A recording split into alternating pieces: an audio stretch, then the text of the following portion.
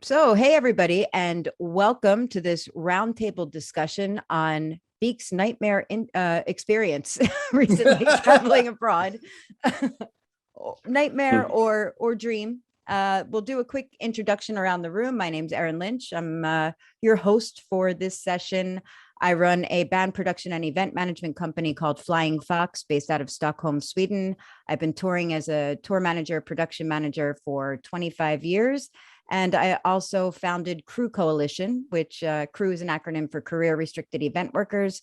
We're a nonprofit organization out there to help any crew or musicians who have been affected during the COVID-19 lockdowns in finding ways for you to upskill or reskill to provide a side hustle for yourself during detrimental times when we can't do what we love to do. I'll pass it over to Tim Brennan of Carry On Touring. Hi, Tim. Hiya. Yeah, I'm Tim Brennan. I'm a freelance video engineer. I work mainly in concert touring. Occasionally, I do a little bit of corporate stuff as well. I'm the founder of Carry On Touring along with Ian. I started that by, I did a petition to Parliament, which got 286,000 signatures and was debated in Parliament. And so off the back of that, we started the Carry On Touring campaign. And we're trying to raise awareness of the issues surrounding post-Brexit touring in Europe. Thanks, Tim. Over to Ian Smith. Hi there, just call me Ian. But anyway, as Tim said, I'm co-founder of Carry On Touring. Came to that through my route of having started a free-to-use fact-check website, which is apolitical, finding solutions, or more importantly, information across all aspects of post-Brexit touring, both into the UK and into the EU. I also run two music agencies for over 20 years, working with over 300 artists worldwide. I'm a musician, producer, manager, and occasional sound engineer, and used to work with the MU a lot as a national chair of one of the sections, and that's me. Thanks, Ian. And what a good segue into Dave Webster. I'm saying last names as well in case people are just listening, not watching. So Dave over at the Musicians Union in the UK. Welcome, Dave. Hi, Erin. Thanks very much. And thanks for the invite to be part of this. Yeah, nice segue, Ian. Good one. So I'm Dave Webster. I'm the national organizer for live performance for the Musicians Union and really the lead person here on Brexit and all the issues that are now being faced by musicians and creative industries in trying to tour into Europe. We've been banging on to the government about this since the referendum in 2016 or whenever it was, and we've been foreseeing these problems happening and trying to avert them, and the problems are now with us and quite acute, as we're probably going to find out. So yeah, we're talking regularly to the government. We're talking to the other lobbying organizations, Carry On Touring, to the other music industry organizations. So we're deeply involved in trying to find and get solutions to this problem and to get musicians back out working again and touring in the EU, which is such a fertile territory for them. Thanks so much, Dave. And you're absolutely right. This is first we had COVID-19, huge plague on our industry, and then Brexit, which kind of got overshadowed by COVID-19. People weren't really paying attention until they had to about what all the issues that are arising as a result of Brexit, a Brexit vote. So Billy, you recently went on tour with Beak along with Geoff. Want to introduce yourself really quick? Yes, I'm Billy Fuller. I play bass in Beak, and I'm the sort of self-nominated, appointed tour manager of Beak when we're on the road. And yeah, it was. We've just done two different types of shows, one in Switzerland, one in Belgium recently. The Switzerland show was a fly-in show with a carnet, and the Belgium show was a drive-in via the Eurotunnel with a carnet. So they were two very different experiences, which we were kind of in the dark in beforehand. So we had to do quite a bit of research beforehand to sort of work out what we needed to do for each of those. And they were both very different and both very difficult. Yep. So, and over to Geoff Barrow, who it was your idea to kind of have a roundtable discussion like this to answer a lot of questions that other musicians or crew members might be facing. Yeah, basically, my name's Geoff Barrow, kind of producer, musician, worked with Billy Fuller in Beak, yeah,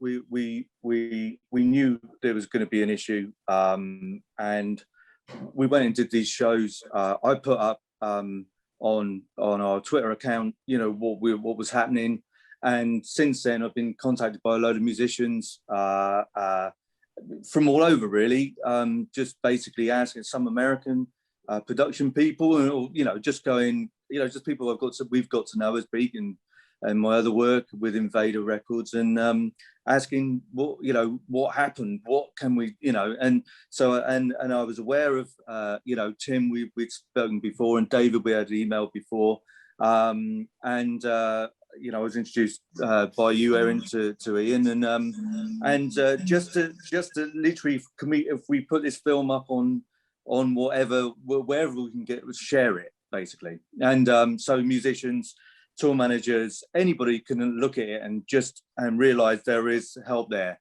for people, you know, because, you know, most of the time the reality is you've got the stuff, you've got the Ed Sheeran and that stuff, but we all know most of the work that kind of goes into Europe, you know, 5 friends in a van or a hired van or whatever, and those are the people who are really going to suffer, and so that's the reason I thought it'd be a good idea to do this. I also think it's interesting that both of you are in much bigger bands where maybe you wouldn't have even known most of this, the logistics behind all of this. So it's kind of neat that you're learning this from a firsthand basis, and maybe understanding. Well, we've been together with Beak for 11 years now. 12 years. 12 years, played hundreds and hundreds of shows right across everywhere from Mexico to, you know, Hungary or whatever, and so we've been constantly aware, because we've had to do it flying into Mexico City or wherever it is, the States or Switzerland. You know, so it's always been part of our thing, you know, like a lot of other bands that are on Invader's label, you know. It's so yeah, we've done the big thing, but we've never been those we've never really been those artists that have just gone, you deal with it. You know what I mean? Exactly. We've always been involved because our friends are in smaller bands. That's, you know, we just got lucky. Yeah. Okay, so Billy, at the risk of making you upset and angry, rehashing the stories of the past couple of weekends, where do you want to start? You want to start with Switzerland, which you would normally need a carnet for anyway. Exactly. I mean, Switzerland's kind of been sort of getting us into practice for this Brexit thing for a long time, hasn't it? And going to the States and Mexico, like Geoff said.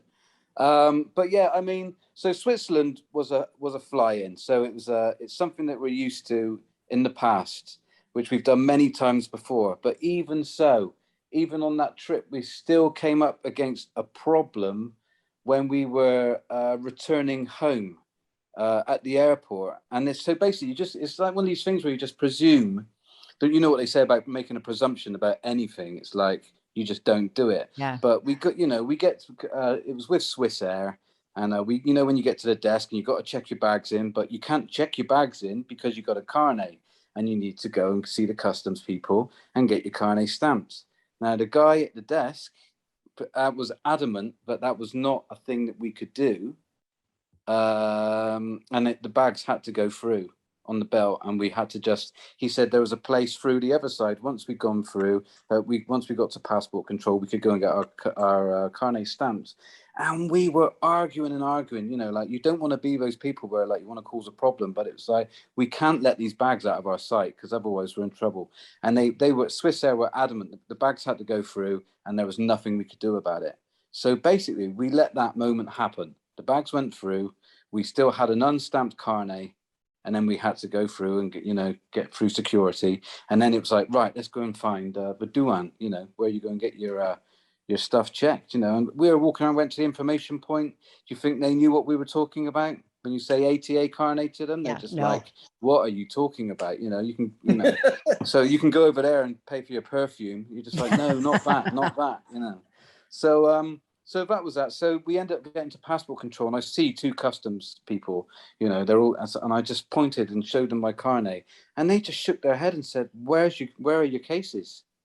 And it was like, we haven't got them because they said that we weren't. So basically, this was stage one of like a fly-in whereby we were completely organized ourselves. We bought the carnet, we paid the money for it. We know what we need to do. Yet there's people along the way who will still ruin it for you. And you can't do anything about it.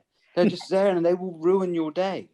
And So, interestingly, this is Switzerland, where they should be quite used to dealing with ATA carnets. absolutely. So basically, one of the customs people, they took pity on us and they took us back round to where, when you land and you collect your baggage, the baggage hold. So we went to collect to that place again, and that's back where we were at the customs office again, but the one where you go when you come into the country.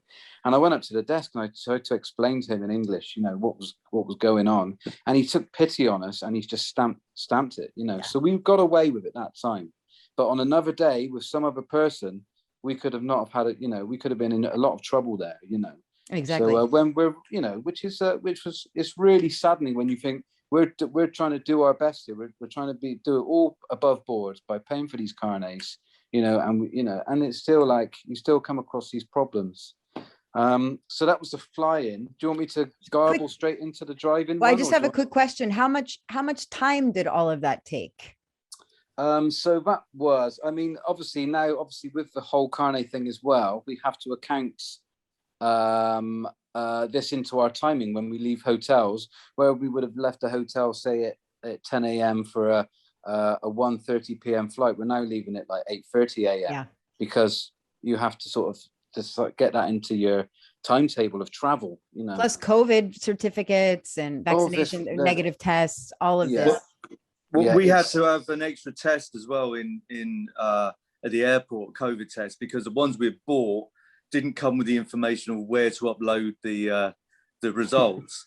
So so we opened the boxes and there was just no information of what to do. So anyway, that's another nightmare that people have to deal with. That was a separate nightmare. Yeah. But where were we? Well, let's move over to Belgium then. So this one you actually drove in, and I think this is going to be very relevant for a lot of UK artists, jumping in a splitter van to do a European tour. And also, I'm with EU artists coming into the UK. I'm just talking about our own personal experience from our side of our point of view. But so I went online. I was like, okay, so we're going to be going to Folkestone on the Eurotunnel. Okay. So I was like, okay, so when we get to Folkestone, that's where we're going to get the carnet stamps. And then obviously alarm bells went off in my head. I was like, why are you saying that to yourself? Why do you think that's a thing? But that it's at Folkestone that you're going to get the carnet stamps. Who told you that? Nobody told me that. I made a presumption. This is you having a conversation with yourself, right? This is I'm letting you inside my brain. It happens a lot. It happens a lot. But so anyway, so I go online and I couldn't find much online, but I did find that there was a place near Folkestone called Sevington, I think you go to. So I was like, okay, Sevington, there we go. That's where we go to get our carnet stamped out of the UK. Great. Okay, got that. And then it's you get to Calais. Okay, when we get into Calais, where do we go? And the only thing I could find online was a place called you go to a place called Le Truc Village, which I thought was a joke, but it exists.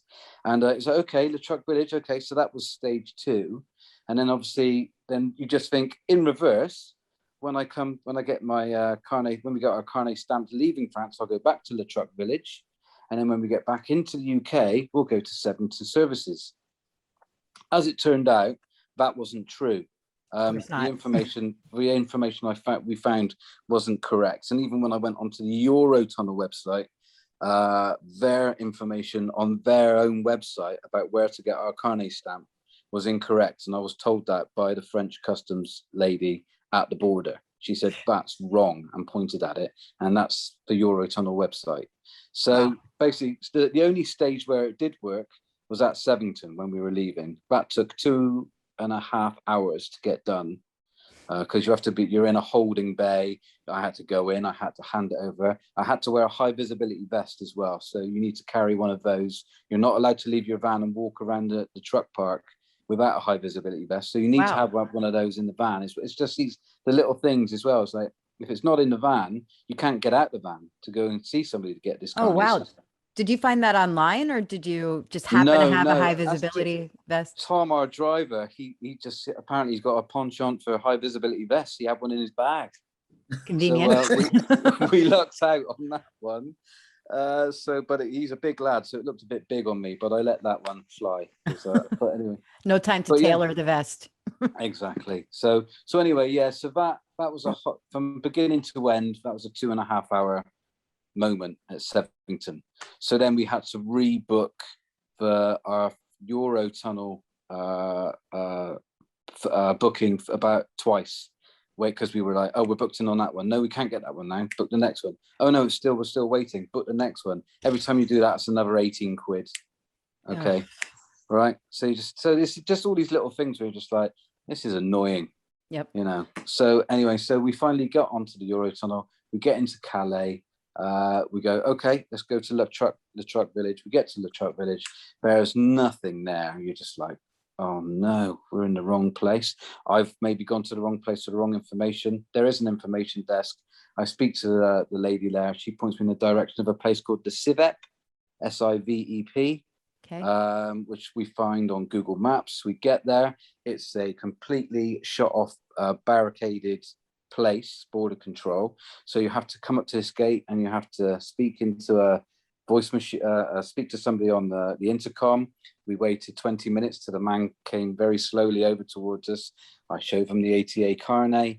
He kind of scratches his head. He radios into his friend, and then finally the gates opened and he pointed me towards this building. We then park up. I then wait in the queue. That was another hour and a half at the Civep. Somewhere just, it was a 10-15 minute drive away from the Calais Eurotunnel place. And so when we got that, so now we're in France. We've got our 2 stamps into carnet. We can now drive to Belgium. But obviously, the other knock on of that is it all took so long. By the time we got to our hotel in Belgium, it was 11:15 at night. Wow. And we hadn't had our dinner. So you can't even sit down. So like it's like you're all grown-ups like trying to do a job and you can't even sit down and have any dinner. So yeah, you're there like begging with the person at the hotel whether you can do a Just Eat or an Uber Eats and ordering a pizza. It's just silly. So you obviously accounted for this and came in the day before you were supposed to play, which of course is another day with the van rental, another day of not being able to work your regular job or whatever, just and extra costs on top of that.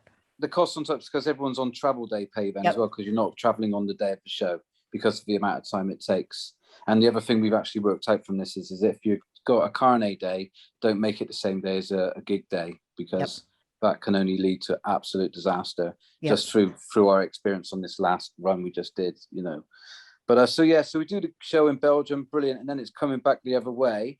So obviously, you'd think you go to the same Civep to get your carnet stamped. Makes sense. No, it isn't. It's not the same place. You don't go back to that same place you had it stamped into France. It's somewhere else. So that's the point where I went onto the Eurotunnel website, and basically it told me that the point where they check your passports and you get checked in leaving France, between that part when your van is between France and between the UK, when you get onto the train, there's a little moment with the customs there. You're to pull over and present your ATA carnet to the customs there. So that's what we did. I pull it out and I show it to the customs lady. She said, "Why are you doing this here?" And I said, "This is what it says on the Eurotunnel website." I get it up on the website. I show her on my phone. She just calls her colleagues over. They're all looking at it and they're just like, "That's wrong." And we were supposed to get it done in the terminal.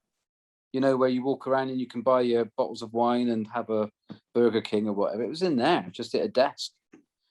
So that was where we were supposed to get it stamped. But again, because this is all new and fresh and they took pity on us and we were very polite, they stamped it for us, thankfully. So we dodged another bullet there.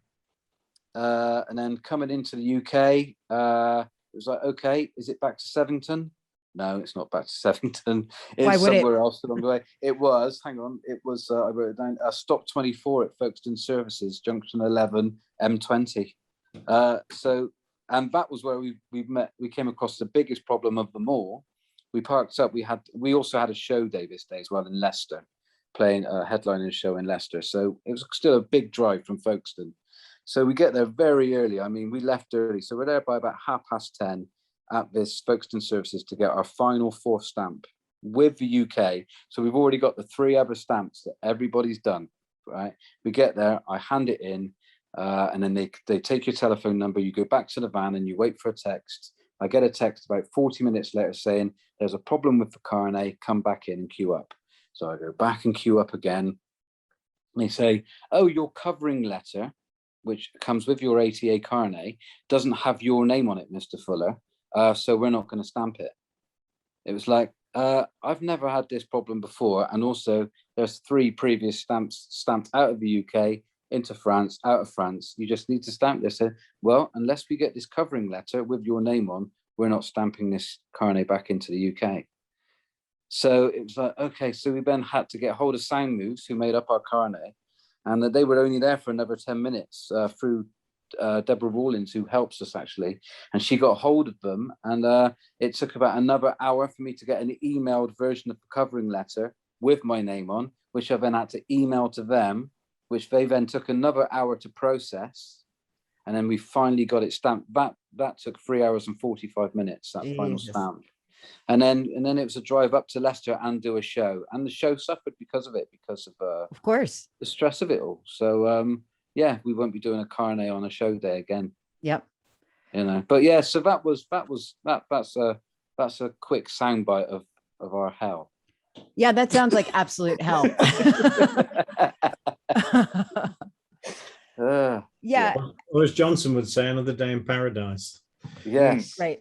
Yeah. I mean, this is carnets in general are always a nightmare, even like with Norway, going between Sweden and Norway, finding a place that's open, that's supposed to be stamping these carnets after a gig when you're en route to your next gig is ridiculous. I've had this issue multiple times where I look online, okay, this spot's supposed to be 24/7.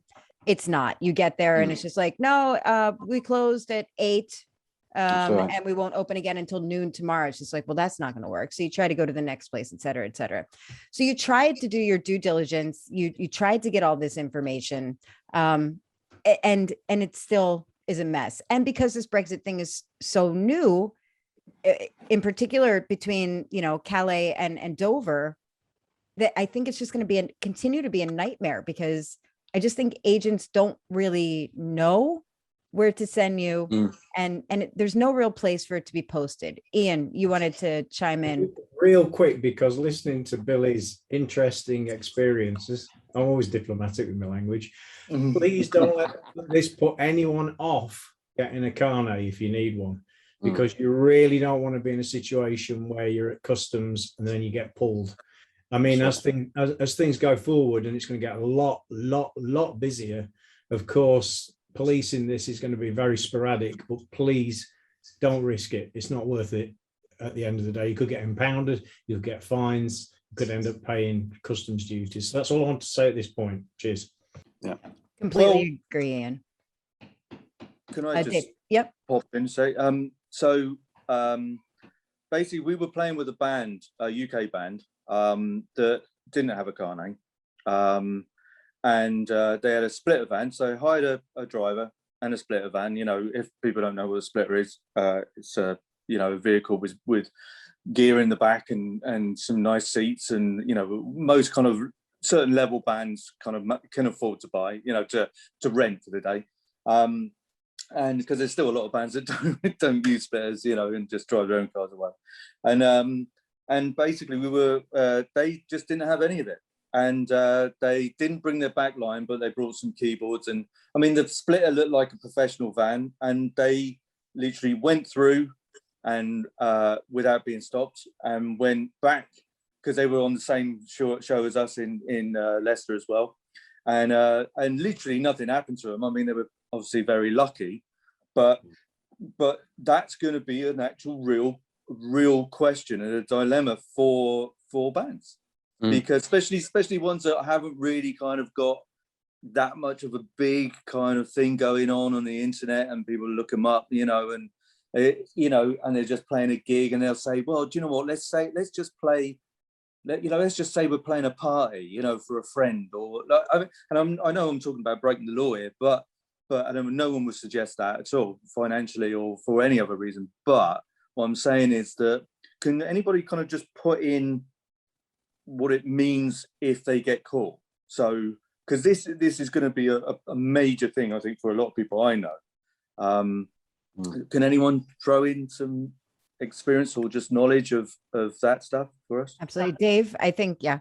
Yeah, thanks. I mean, I can't say what would happen if you broke the law, because I honestly don't know, Geoff. What I'm thinking from what you're saying is with regards to the band that went with just their portable musical instruments and they were accompanied. We've been told that a carnet is not required for portable musical instruments that are accompanied by their owner, by the musicians, whether it's carry on onto a plane or in a vehicle. So that might be the distinction there. Well, as soon as you start to load up loads of backline, lighting, equipment, stuff like that, then you're going to be in the realms of probably needing a carnet. And we would definitely, I mean, echoing what Ian said, to be on the safe side, get yourself a carnet. I'm absolutely flabbergasted at the experience that Billy has just talked through. And I think this is one of the key problems. Because of COVID, everybody's putting their toe in the water of touring now. And we've had a year where nobody's gone anywhere. So we've had this year of being able to hammer out with the government what's going on, what does it look like? How is the playing field of touring in the EU? What does it look like? Is it even? Is it very, very bumpy? And it's very, very bumpy. And we've had that year to be able to do it. And so there's been a lot of stuff written down, but no one's really knowing what's happening on the ground. And you guys are, and with another band that gave us a whole load of info, Tankers the Hedge, they went out and they put their toe in the water and they had a go. And these are the experiences that we now need you to feed back to us, so we can take it to government and say, this is the problem, this is what's happening on the ground. So Billy, if you've got time and you can put what you've just said in writing, or I can pick up from this interview and write it down as a case study, we'll take that forward and say, these are the real acute problems on the ground that musicians are facing. So splitter vans, just one other quick question. So you didn't have any problem as far as the van was concerned in terms of the cabotage rules or the TCA, because we've had a bit of a win today, the music industry. We've lobbied government on the fact that splitter vans and the TCA were not a good mix. For example, the TCA only covers the transport of goods and the transport of people under two separate titles. And of course, in a splitter van, you're doing both. So how does that work? Well, what the government have told us yesterday in writing is they've spoken to the EU Commission, and both are in agreement that a splitter van does not fall in the scope of the TCA, and that member state law applies, which was the case pre-Brexit as well. And that applies to splitter vans going from Hungary to Germany. It's saying that member state law applies. So we now have to be mindful of the border guards on the ground on the day. How is that impacting? What's the experience? And from talking, listening to Billy and his experience in Calais, lots of head scratching going on. People don't know, and people need to know. So this is a job we need to be doing to push this information. Anyway, I've probably said too much, but no, it's great. It's brilliant. Yeah. Brilliant. But as for what are the sanctions if you break the law, I'm not qualified to say. I don't know, but probably pretty devastating. So avoid it at all costs. Yeah, but Ian seems to know what happens. Is it beheading or worse? No, you have your petrol taken away. No, it's just waterboarding. It's just water. No, I'm kidding. The reality is, well, just follow on very quickly to something Dave just said. I've been in a lot of meetings, the same meetings with Dave. It's not just splitter vans. That includes, of course, the family car or whatever you're carrying. That's the same thing. It's no longer, we think, considered to be part of the cabotage thing. So that's cool. Really good. Great news. Yeah. Well done. Sanctions. No, there are a range of sanctions, and it's split over two areas. Basically, you're either made a mistake and you're carrying gear through and you shouldn't be, and you've not declared it. That means you will get potentially a fine, have the goods impounded, which means they take all your gear, and you could in extreme circumstances, end up with a smuggling charge, which is not likely in this situation, but it could be. The other side of that, on the other area that I'd reflect on, is when we start looking at work permits and visas. That's a different situation and can also include fines, detention, deportation, and potentially flagging in the future about whether or not to enter Schengen. I'm talking about Schengen, but also UK if the EU people are coming in the opposite direction. I can't tell you the level of the fines, but the other thing you'll have to do potentially is pay import duty on the goods that you're carrying through the border if you do not have a carnet. Doesn't matter if you own them, it's irrelevant. You still have to pay import duty and potentially VAT. So it's triple whammy. Criminal charge of smuggling, highly unlikely. VAT import duties on gear you already own because you've not got a carnet, and potential fines, and that's about it as far as I'm aware. Yep. Billy? Yeah, it was just going back to what David said actually about reliving our experience on paper and getting it written down. I was going to do a post from the Beak social media anyway, just for bands to kind of who want to know about this stuff, like a step-by-step guide. It's just I hadn't got round to it yet, just because every time I relive the experience, I get that kind of knotted stomach feeling. But it's something that will come, you know, which I'll do online for other bands. But then I'll also then, if I sort of copy that up, and I'll send it on to David as well, you know. Yeah, perfect. I can also get this transcribed, this interview, so maybe that eases some of your suffering. So wow, that would be amazing. No worries. Tim? Yeah, I just wanted to add, I had an experience last week when I flew very, very last minute to Munich, and I had to take some equipment with me, only small media players that were in my suitcase, and I was installing them into a building, so they were going to be staying there. So it's not taking stuff in and out, so it couldn't be done on a carnet. Because it was so last minute, we had to do it we had to go without any customs clearance and then like that. So the decision was made to, as soon as we landed, was to go into customs and declare that we had the goods with us, and then deal with whatever the situation was. That situation turned out to be, because of the value of the equipment, there was a limit of €1,000, and the value of the equipment was about €1,300. And so they impounded the gear and said to me, right, you need to go and get a customs declaration and then return here, and then you can collect the gear. They sent me to a building outside of Munich Airport, which was the wrong building. I ended up going into 6 different offices. I spent from 12:45 when I left the airport. It was 5:45 when I finally found the right building and explained what I needed. It took another hour and a bit to get done. I then returned to the airport, collected the gear, paid, I think, €249 in fees, so VAT or import duties. I also had to pay the import agent that did the customs declaration. I had to pay his fees of €112. And then obviously I went from the airport and completed my job.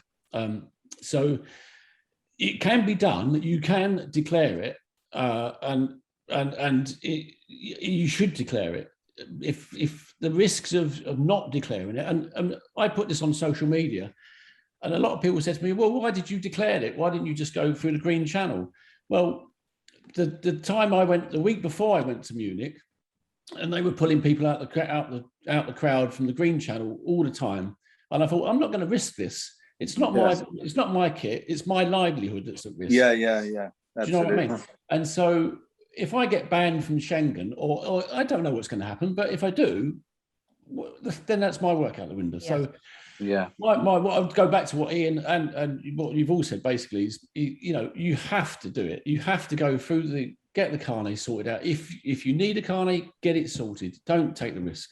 Exactly. Yeah. It does, of course, present an issue for last minute gigs that come up. Yeah. For bands and crew.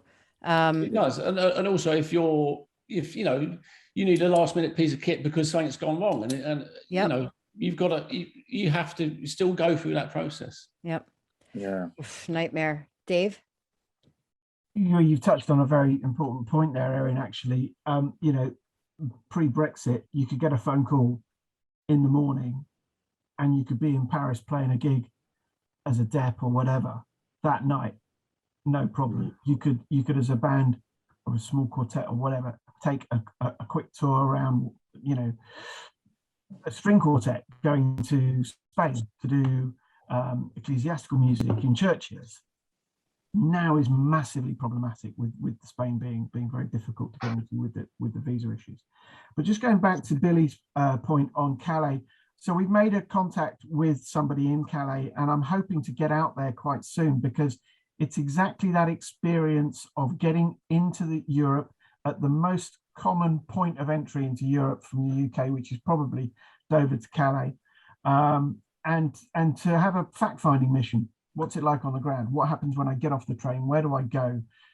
And to be able to then feed that back and build that into our advice to members. So we are going to pursue that. And I'm grateful to someone reaching out, an expat reaching out to us, who's very angry about Brexit, as we all are, and the impact of it. He reached out to us and said, I'm in contact with the authorities in Calais. Why don't you come and have a conversation? Because I think, essentially, the Europeans want UK artists to come and work and tour and do that. And we want European artists to come and work in the UK, as we've always done.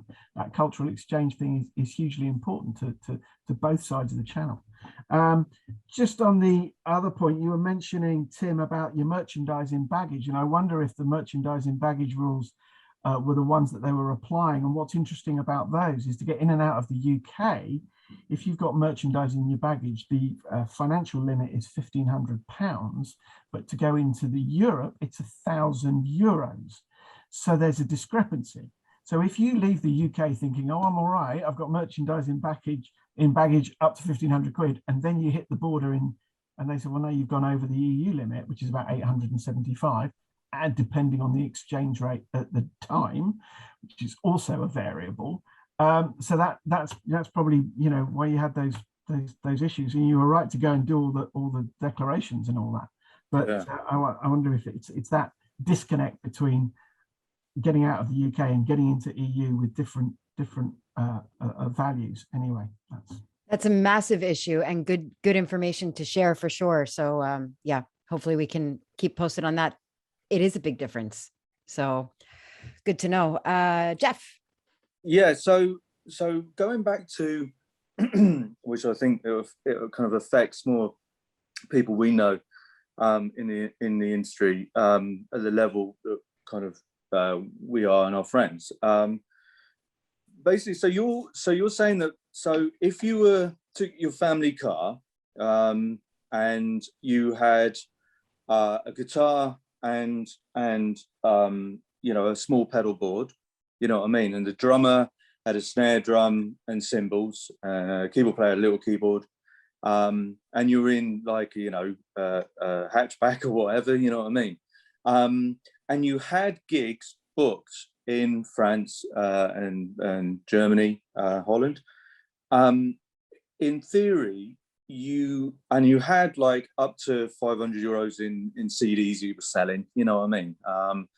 In theory, then you don't actually need a car now, is that? And also, but also because of it's at the moment we haven't got to get work visas for those particular countries.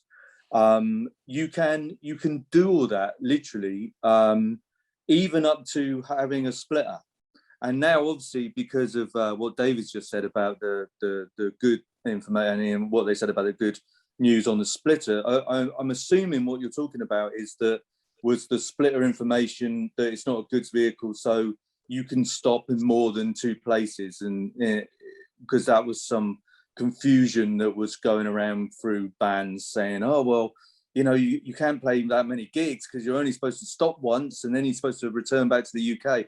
I mean, all this, and I know that you guys, all three of you, all four of you, have been working on information to get out to people for a long time. So excuse our ignorance in not coming across that, in the past. But really interesting thing, I think, for smaller bands is that thing that they don't need a carnet if they're carrying kind of, you know. I think you've got to ask yourself, is it portable? Because that's the terminology that both sides use. Sorry, I know you wanted to come in, Ian, but can you carry it? If you can't carry it, you probably need a carnet, you know. Right. So, okay, that's really interesting. Really interesting. Just to follow on what Dave's just said, and then I'll say something else.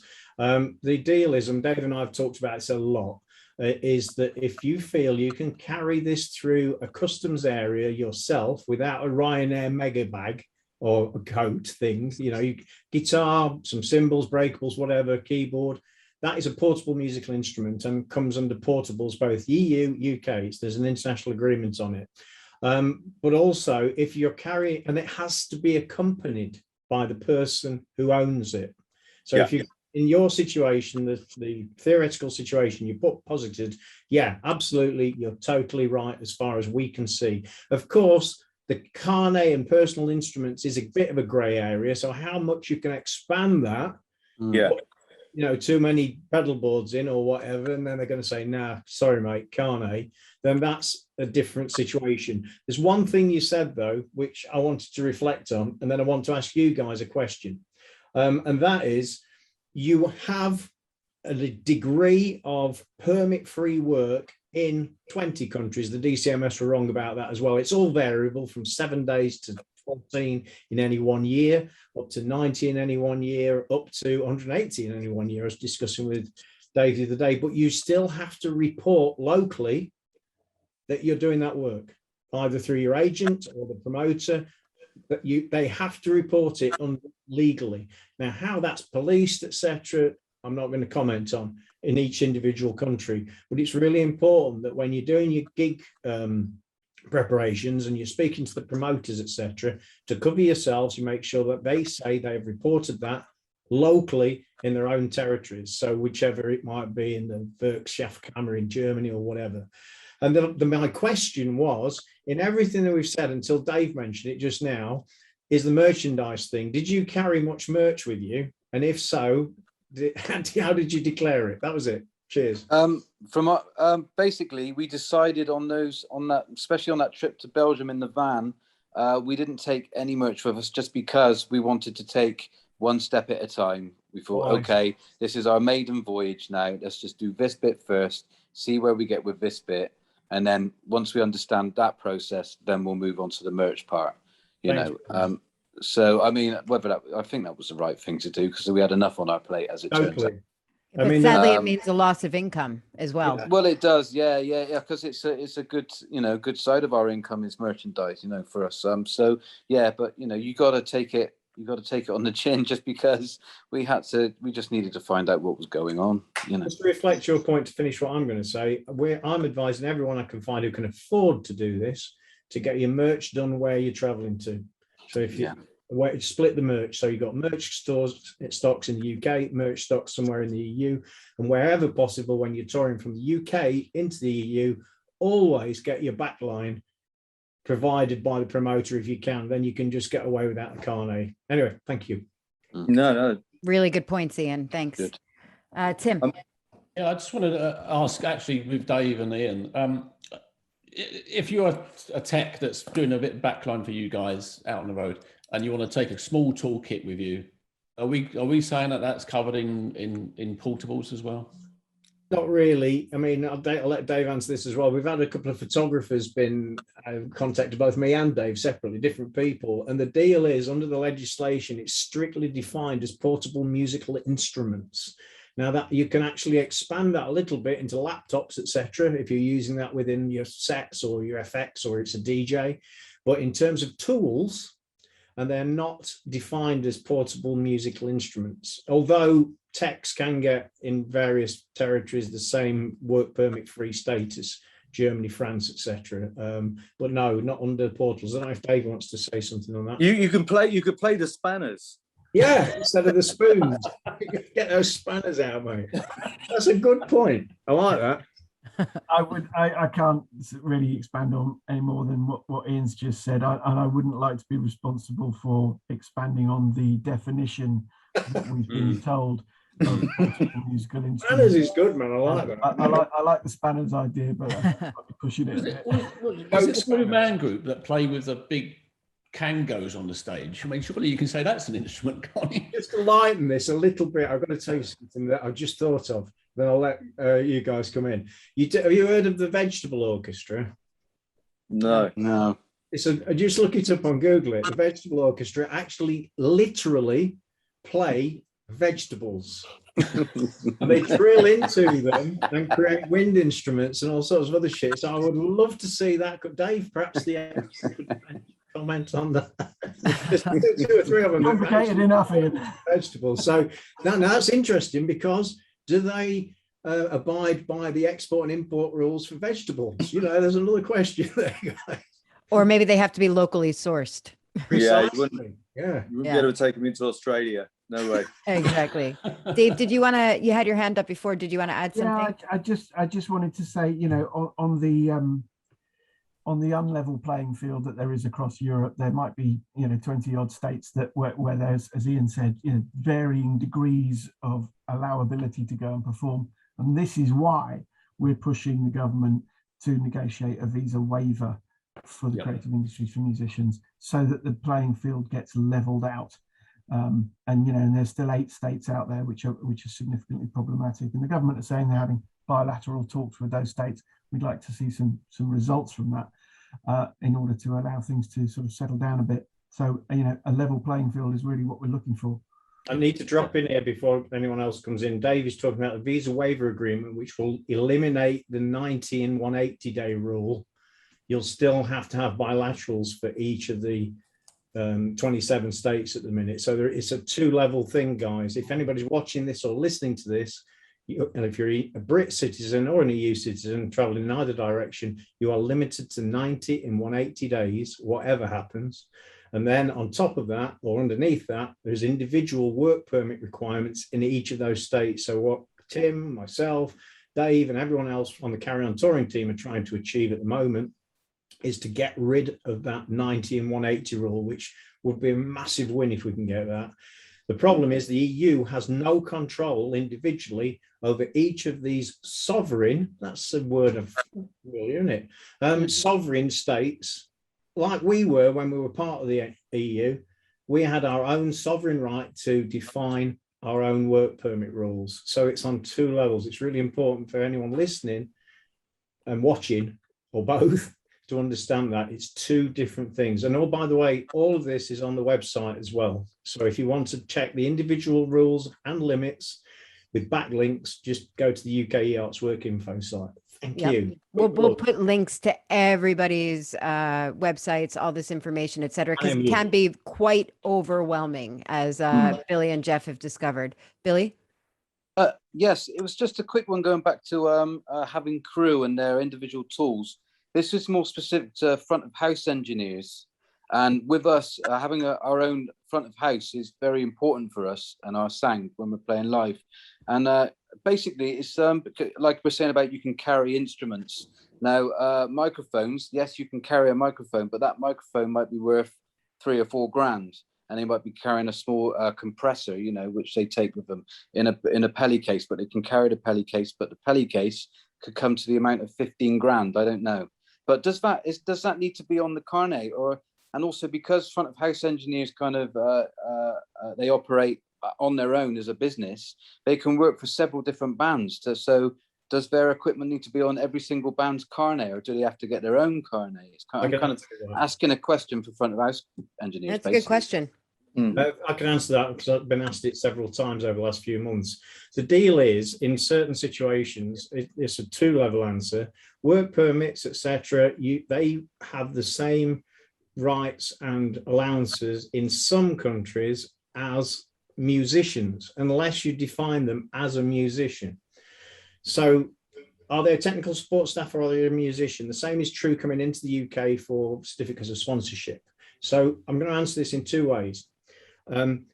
In terms of the value of the goods, it's irrelevant, totally, utterly irrelevant. You might have a guitar worth 50 grand. You might have a guitar worth a £5. It doesn't matter. It's your personal portable musical instrument. With microphones, although that's a piece of equipment used in the production of music, it is unlikely to be determined to be a musical instrument as such. Effects pedals, etc., even computers, as I said, you could define that, but it's going to be down to the individual customs official as to whether or not they define that as an instrument. But it's extremely unlikely if a front of house engineer is carrying a case full of microphones that they're going to get away with defining that as a musical instrument. So in those terms, do you have a separate carnet? It's a good question. I think you do, because even though you're in the same vehicle, and that's something I don't know, I'm going to check that. It's a really interesting question. Maybe Dave's got an idea on this as well. No, it's just shaking his head. I got nothing. What I've found with these discussions over the last 18 months or so since I started doing this, I mean, I've been an agent for 20 years and a musician for 35.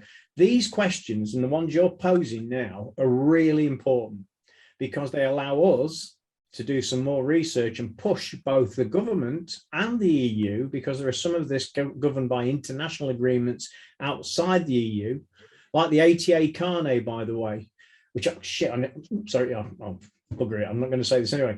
The ATA carnet, which some people may not realize, can last for up to 1 year. So you can use it multiple times, and it's an ATA carnet that's not just for the EU and the UK, but all ATA carnet countries.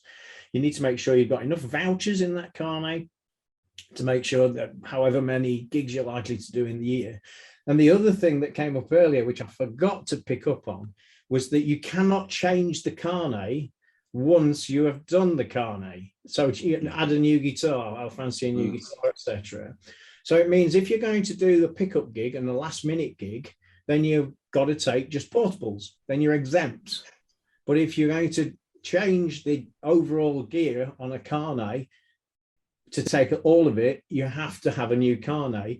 I was told by a guy called Roger Patterson, who's a good bloke, carnet expert, who's on our site as well, that you can get sub carnets where you take a part of the equipment, but that's specialized. And so you need to check that with your Chamber of Commerce or Trade. And of course, Dave, I've just spotted in the chat, has said, if you're an MU member, then there's a discounted service with Boomerang, which is pretty cool. But you check this with a carnet expert, please. It's possible to take less equipment within the carnet, but not different equipment. So that covers both the thing about last minute gigs if you're taking everything, but also it covers you if you're just taking a portable and you don't need the carnet. You're going to it's Boomerang and the London Chamber. Thanks, Dave. Sorry, I just spotted. I only saw the top bit of the chat. Right. Hope that's helpful anyway, lads and lads. Yeah, it is. Good to know. Good to know. There's a lot of information to take in here. Geoff?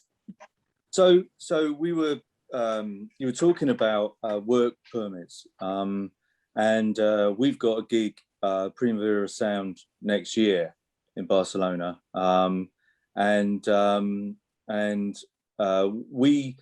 I know that Spain is pretty serious on it at the moment, and there's this obviously, yeah, it's brilliant, isn't it? Because you kind of get people like yourself who know the answer for these things, and you get these musicians who are just like, I've heard that you have to, these kind of crazy notions like, oh, you have to have 6 pieces of gold in your bank account before you can work.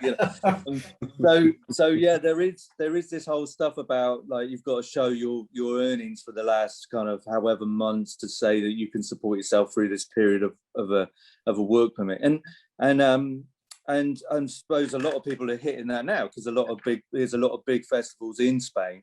What other countries are acting in the same way to Spain when it comes to work permits at the moment? You've got Spain, Portugal, Italy is very uncertain. Spain is the most difficult of everything. There is zero allowance for work without work permit. Whether or not that's policed, I'm saying nothing. How it's policed. But my opinion is that as time goes forward, things will get easier depending on the political climate and how hot the political climate is between the UK and the EU and individual countries, given Priti Patel's wonderful welcoming attitude to EU nationals in the UK and everybody else. Absolutely. So the deal is you have, the problem is particularly Portugal, Bulgaria, Spain, Italy is uncertain, Croatia is one of the ones that allows 30 days. DCMS got that wrong, and I keep telling them they still won't correct it. And I'm serious about that. The best way to say this, because I can't remember them off the top of my head, is just go onto the EU 27 page on the website, and it will give you absolutely everyone with backlinks. The other thing to say is, if you do need a work permit, particularly for Spain, the cost of that is around about, I might be wrong, but about 130 to 150 euros, something like that. That's a bit less. 113, I think, is the last figure I got for a C. I think it's a C visa. CET visa. But the problem is, yes, it's absolutely always per person. And there's something else I want to say to everybody listening now, and it's mega important. If you are told by a promoter or a manager or an agent in a country where it's likely you're going to need a work permit, oh, I've sorted it out, mate, it's fine, come on over, there's not a problem.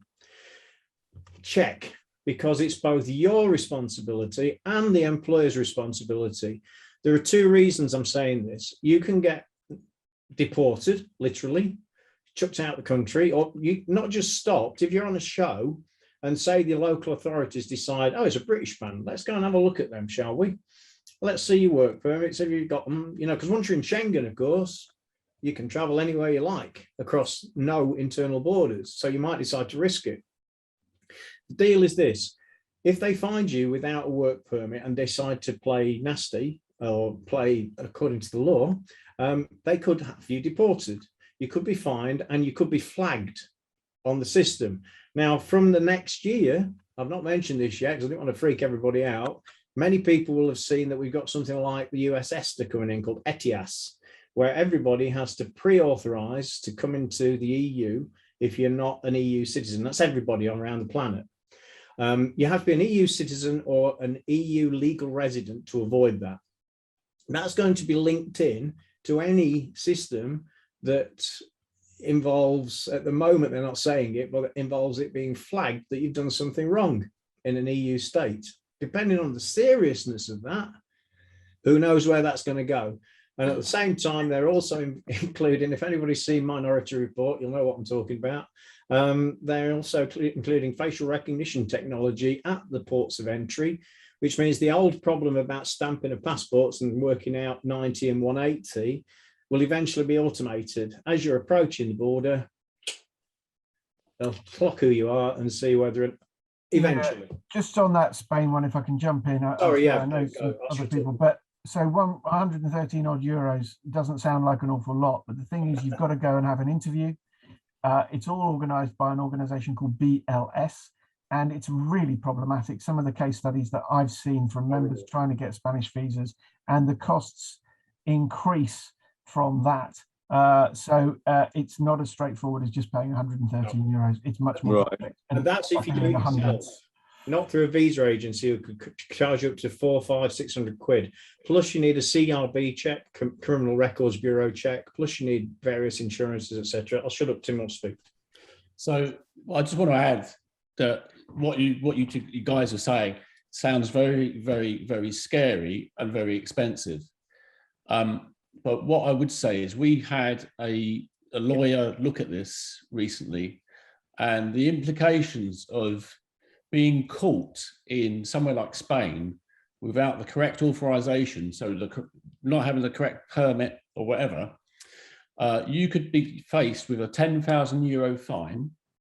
Your employer, if you've been employed to be sent there, could be faced with £100,000 euro fine. And that is per person, not the group. Yeah. So, you know, I'm not going to say, you know, you should risk it. It's just, you just cannot take that risk. You know, you have to get this stuff correct. You may be tempted and go, like Ian said, oh yeah, the promoter says it's all sorted. It's not the promoter's responsibility. It's your own personal responsibility to make sure you have the correct authorization to be working in that particular environment.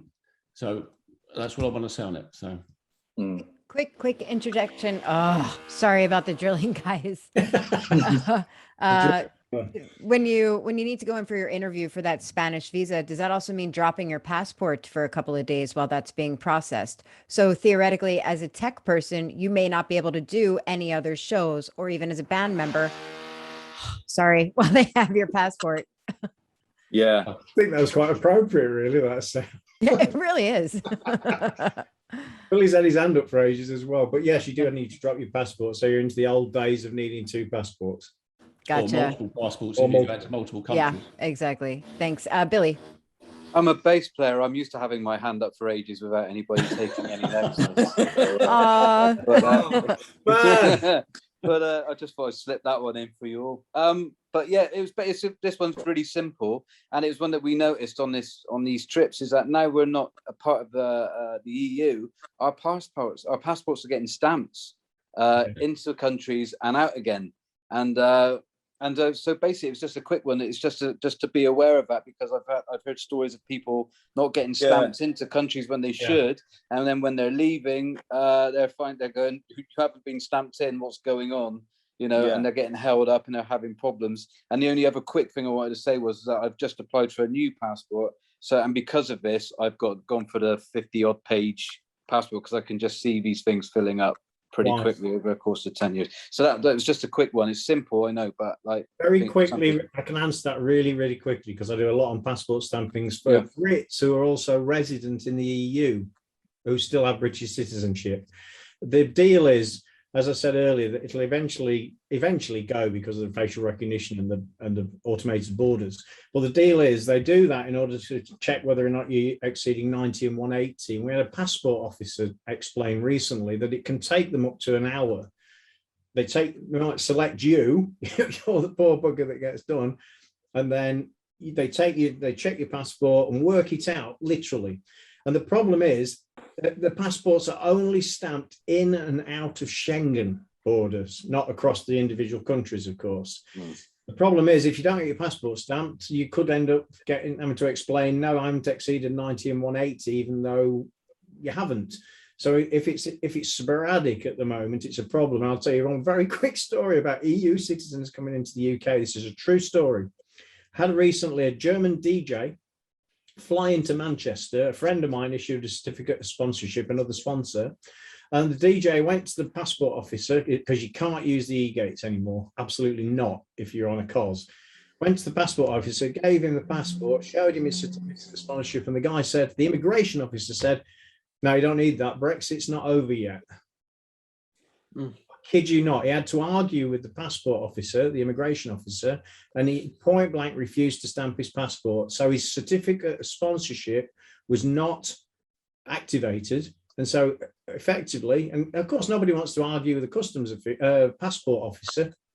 So it's not just in one direction. I think it's really important we say that. And remember, it is not impossible anymore to work in the EU. Please don't anyone think that.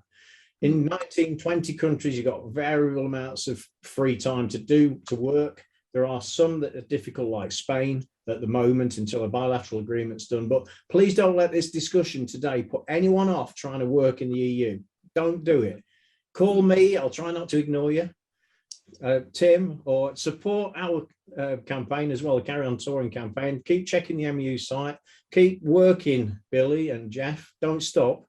Well, I mean, just to sorry to cut you off, but basically, so going to you, David, and to Ian and Tim and Erin, of course. I mean, I think you were heading towards this anyway, but basically, you from us as musicians, there are, like I said, an awful lot of people that are kind of in and around the area of kind of like just musicians that go out to Europe and play little things and jump back and forth, and people that fly on planes with their instruments and don't take any backline, and you guys are actively, all your kind of, you have proper jobs, but your actual work at the moment is basically helping people, and you have got all that information through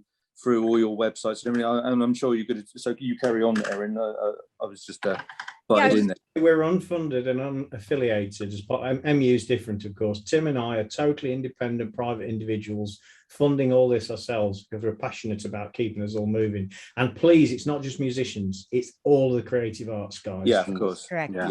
Important to mention. And also, if you go over to the Musicians Union website, is it .co.uk, David? .org. Sorry, musiciansunion.org.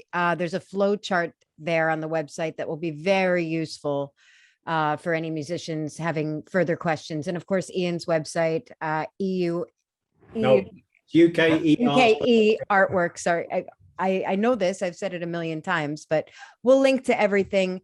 This has been incredibly terrifying, frustrating, and informative. So I think, if people are interested in us doing something like this again, I think it's important to maybe update people like once a month on things that are happening. So if you're interested, please do let us know. And thank you guys so much for your time and for telling us your harrowing nightmare story, Billy and Geoff. Thanks, Carry guys, on for touring. taking. Yes, Carry on thanks touring. Thanks for taking your time out today, chaps, and Erin. And it really is got to a point. I think there's an awful lot of bands. Like I said, I was hit up by a lot of people asking, "What do we do?" And this is a good start way of kind of to answer those questions with all your individual websites and so on. So thanks for coming today. Cheers. Thanks very much. Great to meet you all. Thanks so much, everyone. Cheers, guys. Take care. Thanks. Ciao.